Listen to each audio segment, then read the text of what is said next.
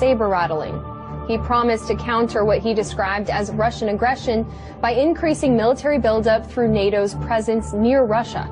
NATO, a key aspect of U.S. security policy.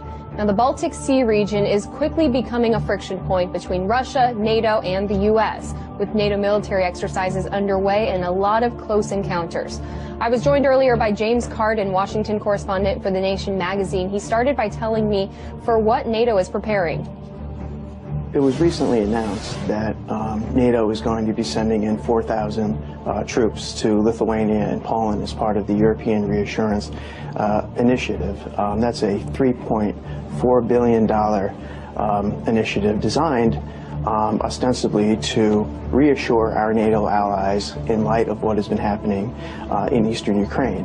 In addition to that, the United States is sending the USS Donald Cook, which is a missile-class destroyer, about 50 miles away from Kaliningrad. Now, Kaliningrad, a lot of Americans don't know, is a Russian port between Poland and Lithuania, and they have a major naval base there.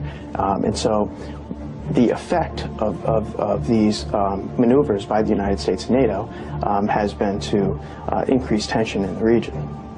So what exactly is the aggression that they're worried about? I mean, this is a lot of militarized presence that they're gearing up for. Yeah, what they claim to be very worried about is a repeat of what has happened in eastern Ukraine.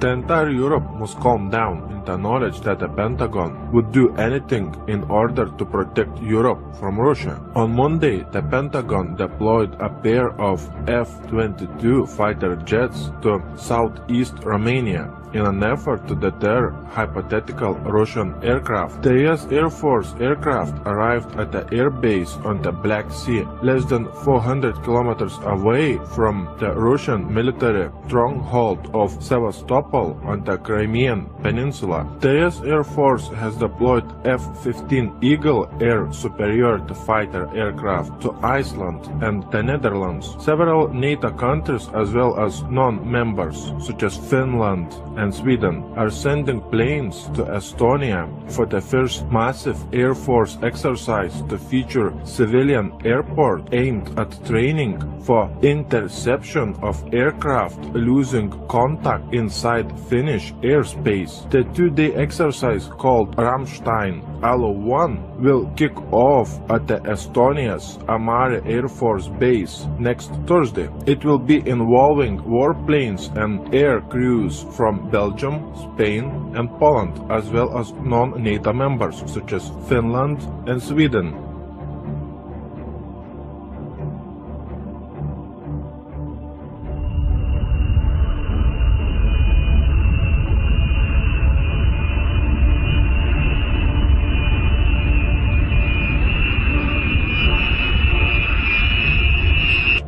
This is an emergency broadcast. This is a direct message to the Department of Defense, all four branches of the military, active duty, service members, veterans, their families, state governments, local governments, and the media. We are going to display 100% irrevocable proof that there is a global move, not just here, but all over the world, to militarize police and to put standing armies on the streets to suppress the population and to carry out political operations.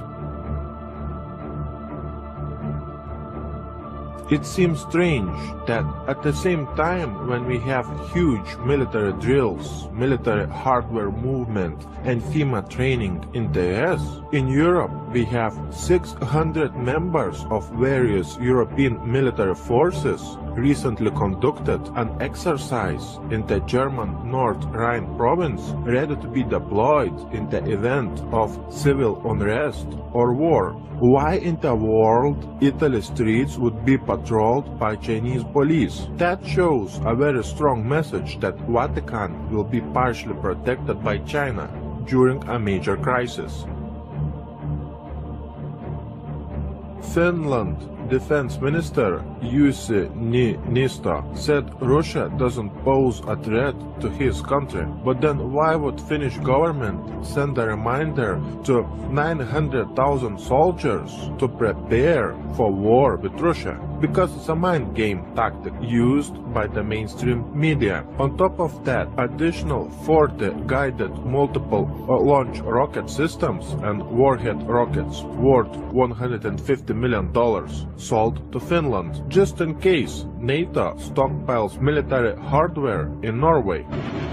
So we have what are called pre-position gear, both in caves and on ships, and it allows forces from the United States to come out and fall in on gear that is already forward deployed versus bringing all that gear with us. M1A1 tanks, amphibious assault vehicles, artillery, and logistics equipment support NATO allies. So any gear that is already forward deployed both reduces cost and speeds up our ability to support operations in crisis. So we're able to fall in on gear that is basically ready to go and respond to whatever that crisis may be. It always takes time to deploy forces to a certain area. When you have material, equipment, pre-positioned, you can fly in the personnel and you will be faster ready to conduct operations. So that's always an advantage to have that pre-position in stocks in Norway. The equipment will support Exercise Cold Response 16 starting later this month. We fit easily together when we are operating. In the last 10-15 years we have been operating together in Afghanistan, other places, and when you move to Norway you will always operate in 3 dimensions because we have a long coastline, we have land territory and the air. President Obama is back at the White House this morning after a week in the Middle East and Europe. Air Force One touched down Monday evening at Joint Base Andrews outside Washington. We spoke with the president yesterday in Germany in a wide-ranging interview. He had just announced 250 more American troops will go to Syria. They will help in the fight against ISIS, also known as ISIL. Us dismantling ISIL is a priority, and although we are not going to be sending ground troops in to fight, we are going to try to find out what works and then double down. And one of the things that's worked so far is us putting special forces in for training and advising of local forces, but also intelligence gathering. Let me pivot to China. Your Secretary of Defense has been in the region. How aggressive do you see the action in the South China Sea? And do you worry that they will cross some line in which you'll have to respond more aggressively? I've been consistent since I've been president in believing that a productive, candid relationship between the United States and China is vital not just to our two countries but to world peace and security. We're a lot better off with a China that feels confident. It's not a zero-sum game. It's not a zero-sum game. What is true, though, is that they have a tendency to view some of the immediate regional issues or disputes as a zero-sum game. So with respect to the South China Sea, rather than operate under international norms and rules, their attitude is we're the biggest kids around here and we're going to push aside the Philippines or the Vietnamese. But it doesn't mean that we're trying to act against China. We just want them to be partners with us. And where they break out of international rules and norms, we're going to hold them to account. And what about North Korea, finally? North Korea is a massive challenge. Our first priority is to protect the American people and our allies, Republic of Korea, Japan, that are vulnerable to the provocative actions that North Korea is engaging in. They are erratic enough. Their leader is personally irresponsible enough that we don't want them getting close. But it's not something that lends itself to an easy solution. We could obviously destroy North Korea with our arsenals, but aside from the humanitarian costs of that, they are right next door to our vital ally, Republic of Korea. One of the things that we have been doing is spending a lot more time positioning our missile defense systems so that even as we try to resolve the underlying problem of nuclear development inside of North Korea, we're also setting up a shield that can at least block the relatively low-level threats that they're posing right now. President Obama has launched the U.S. most massive military buildup close to Russian and Chinese borders. This piece of information clearly shows a very strong message of the beginning of a major conflict between major superpowers such as NATO, Russia, and China. As you're watching this video, we have missile defense shields being set up and being installed in Israel, in North Korea, Eastern Europe, and Russia. When United States is testing its new intercontinental ballistic missiles, we have Canada asking to join US missile shield to enhance national security. Canada has suggested it may join the US missile defense shield. Then we have the installation of the US missile shield in Eastern Europe along Russian border. Russia has opposed US and NATO plans to deploy anti-missile systems close to borders with Russia. Washington says that the anti-missile system would not threaten Russian security. Russia will restore a missile attack warning station near Crimea to counter an increasing NATO activity in the Black Sea. We have 4,000 cruise missiles pointed at Putin that would enable Obama to deliver precision-guided non-nuclear airstrikes anywhere inside Russia in less than an hour.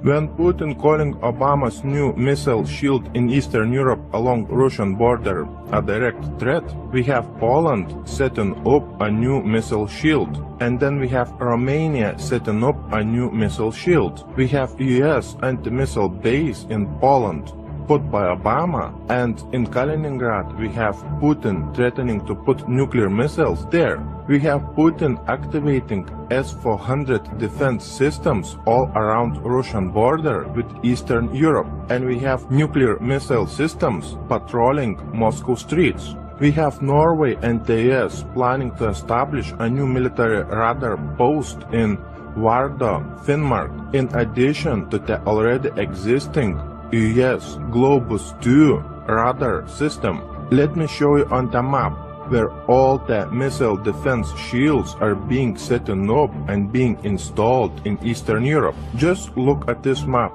Here we have Putin in Moscow, placing S-400 defense systems all around Moscow, and we have some in Kaliningrad. Here we have Obama setting up a missile defense shield in Poland and Romania, and putting radars in Norway. And in all these countries we have NATO and US military training at unprecedented scale.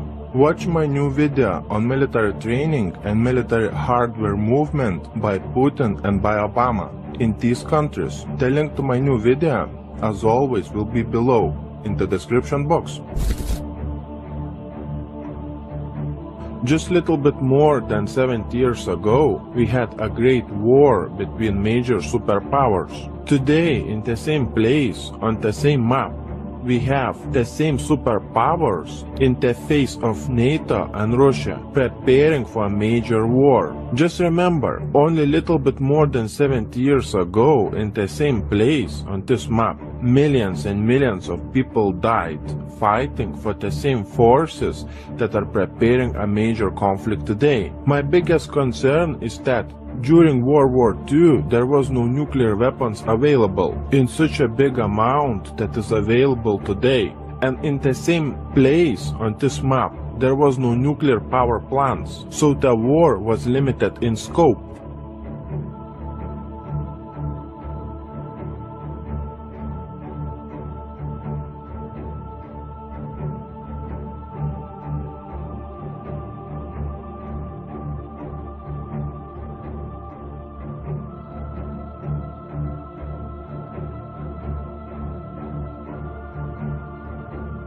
While the Allied forces lost hundreds of thousands of citizens during the course of the conflict, at least 27 million Soviets were killed during what's known in Russia as the Great Patriotic War. The Eastern Front also proved the deadliest for Nazi Germany, with 74% of their war deaths occurring there. Almost every single Soviet family suffered the horrors of this war. Only 37% of all men drafted to the front line survived till the end of the conflict. Now I want you to pay close attention to this information. Washington continues to prepare a global strike, according to the Deputy Foreign Minister of the Russian Federation. The United States continue its destabilizing activities. This includes the creation of a global missile defense system, the continuation of the development of tools capable of inflicting a disarming strike without using nuclear weapons. The Rapid Global Attack System of the United States provides the establishment of a hypersonic system which will be able to apply high-precision non-nuclear strikes from American territory at targets on Earth within an hour. This system will cause a non-nuclear strike, disarming strategic nuclear forces, including those of Russia. 24 generals from 13 NATO countries gather in Latvia to train joint operations. We are prepared to fight and win if we have to. NATO's focus will expand from assurance to deterrence, including measures that vastly improve NATO's overall readiness. Lithuania is hosting large-scale military exercises involving the country's forces as well as soldiers from other NATO member states. Another Baltic state, Estonia, started a major military drills involving NATO troops in the country's regions near the Russian-Estonian border. NATO is deploying an additional 4 battalions of 4,000 troops in Poland and the 3 Baltic states. Do you remember when we had in the news saying that NATO would deploy 4,000 troops to the Baltic states? And when the next day that figure increased to 40,000 NATO troops being deployed to the Baltic states. Poland is set to double size of its armed forces. The Polish army will be bigger. We envision a substantial increase in the size of the army by at least 50%. Poland's armed forces, which currently have around 95,000 personnel, would grow to 150,000 personnel. Poland launched an ambitious 10-year defense project aimed at upgrading its military forces. According to Deputy Defense Minister Czesław Mroczek, in April 2016, Poland would choose a supplier of anti-missile defense system, which will reportedly cost around $10 billion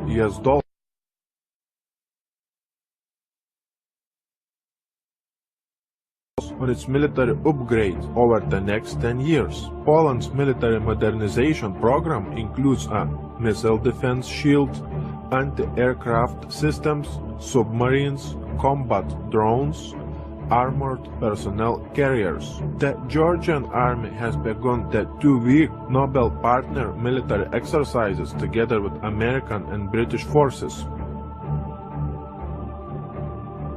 We're already going under a form of martial law. So let me show you some of the news we already went to in our earlier report. Then I'll go to a smattering of the other evidence right here. Much of it from the Department of Defense's own website. You have massive military gear being cached, armored vehicles, machine guns, helicopters, night vision, Humvees, with the police departments around the country. California has gotten the majority of it, along with Oklahoma and other areas to population. Texas has gotten double what California's gotten, and we have 10 million less than them. Oklahoma got basically double what California got, even though the crime rates are very low, because it's about suppressing the patriot population, just like they have on the map in Jade Helm showing Texas, Utah, and other areas as hostile. This is pre-caching to fight real Americans that won't go along with gun confiscation, you name it. Now, when you see Infowars.com articles I'm going to show you, you can go directly to the site, click on it, and go to the Department of Defense's site. DoD training manual, extremist founding fathers would not be welcome in today's military. Close quote. Army-sponsored report suggests new police force. That's WorldNet Daily. What's that out of? A stability police force for the United States, RAND Corporation. This is the martial law plan that I've been covering for 18 years. War gear flows to police departments, New York Times. Feds preparing to invade Texas, list state as hostile. They are preparing, not saying they're going to invade or take over. They are preparing for the takeover. And that's in the John Warren Defense Authorization Act of 96, 97. They admit for insurrection by legislatures and governors. They just hope, just like Obamacare, you don't actually go read this stuff. Obamacare is great, and it's really working.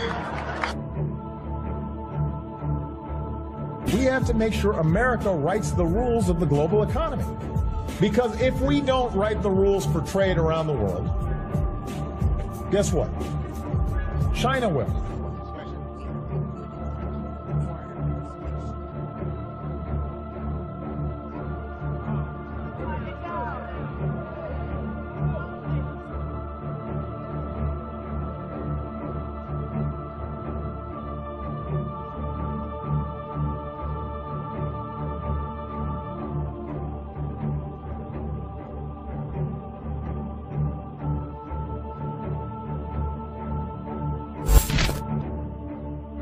Why in the world we would have such strange things happening on the land of freedom?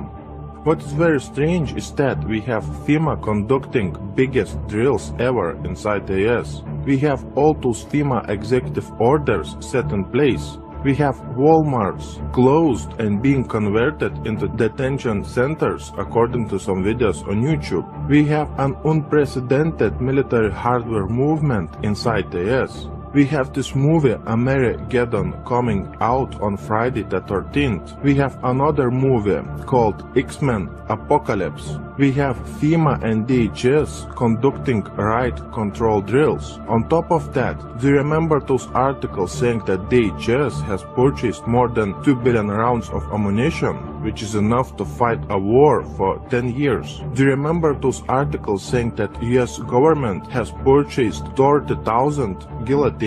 Do you remember red, blue, green lists? Do you remember FEMA coffins? When at the same time we have US and NATO setting up and activating missile defense shields in Eastern Europe, on Russia's doorstep, also in North Korea and inside the US. What do you think? Please share your thoughts by leaving a comment below this video.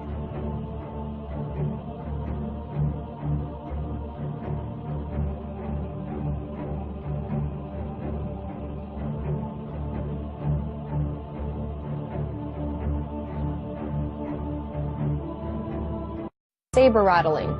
He promised to counter what he described as Russian aggression by increasing military buildup through NATO's presence near Russia. NATO, a key aspect of U.S. security policy. Now, the Baltic Sea region is quickly becoming a friction point between Russia, NATO, and the U.S., with NATO military exercises underway and a lot of close encounters. I was joined earlier by James Carden, Washington correspondent for The Nation magazine. He started by telling me for what NATO is preparing. It was recently announced that NATO is going to be sending in 4,000. Monday, the Pentagon deployed a pair of F-22 fighter jets to southeast Romania in an effort to deter hypothetical Russian aircraft. The US Air Force aircraft arrived at the air base on the Black Sea, less than 400 kilometers away from the Russian military stronghold of Sevastopol on the Crimean Peninsula. The US Air Force has deployed F-15 Eagle air superiority fighter aircraft to Iceland and the Netherlands. Several NATO countries as well as They have a major naval base there. And so the effect of these maneuvers by the United States and NATO has been to increase tension in the region. So what exactly is the aggression that they're worried about? I mean, this is a lot of militarized presence that they're gearing up for. Yeah, what they claim to be very worried about is a repeat of what has happened in eastern Ukraine. The entire Europe must calm down in the knowledge that the Pentagon would do anything in order to protect Europe from Russia. Unmanned members such as Finland and Sweden are sending planes to Estonia for the first massive Air Force exercise to feature civilian airport aimed at training for interception of aircraft losing contact inside Finnish airspace. The two-day exercise called Rammstein Alo-1 will kick off at the Estonia's Amare Air Force Base next Thursday. It will be involving warplanes and air crews from Belgium, Spain, and Poland, as well as troops to Lithuania and Poland as part of the European Reassurance Initiative. That's a $3.4 billion initiative designed ostensibly to reassure our NATO allies in light of what has been happening in eastern Ukraine. In addition to that, the United States has sent in the USS Donald Cook, which is a missile-class destroyer about 50 miles away from Kaliningrad. Now, Kaliningrad, a lot of Americans don't know, is a Russian port between Poland and Lithuania.